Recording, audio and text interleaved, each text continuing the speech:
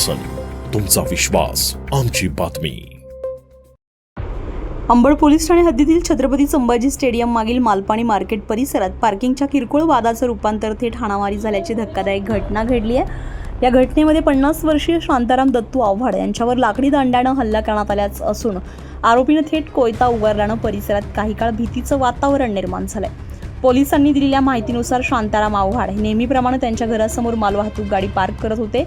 यावेळी शेजारी राहणाऱ्या एका युवकानं येथे गाडी लावू नका, नाहीतर परिणाम वाईट होतील अशी धमकी देत वाद घालण्यास सुरुवात केली। सुरुवातीला शाब्दिक बाचाबाची झाल्यानंतर काही वेळातच हा वाद चिघळला। संतापाच्या भरात संबंधित युवकानं शांताराम आव्हाड यांच्यावर लाकडी दांड्यानं हल्ला केलाय।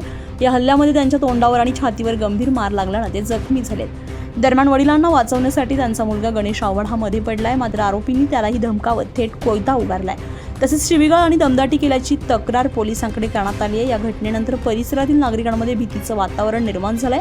अंबड पोलीस ठाण्यामध्ये संबंधित आरोपींविरोधात गुन्हा दाखल करण्यात आलाय। या प्रकरणाचा पुढील तपास पोलीस कर्मचारी शेख करतायत। मी गणेश शांताराम आव्हाड, रुद्रा रेसिडेन्सी संभाजी स्टेडियम जवळ मी राहिला आहे।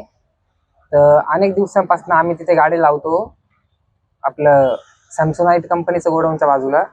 तर तिथे समोरच्या हाऊसवाल्यांनी ना माझ्या वडिलांना तिथे असं भांडण केलं का इथे गाडी लावू नका वगैरे। माझ्या वडिलांना हात उचललाय त्यांनी, तर आम्ही केस केली त्याच्यावर। आणि मी त्याला समजवायला गेलो, दादा म्हटलं काय झालं, तर त्यांनी माझ्यावरती दगडफेक आणि कोयता काढला होता। पोलिसांनी तात्काळ कारवाई करून आम्हाला सहकार्य करावं। सागर चौधरी, आपलं शासन, नाशिक।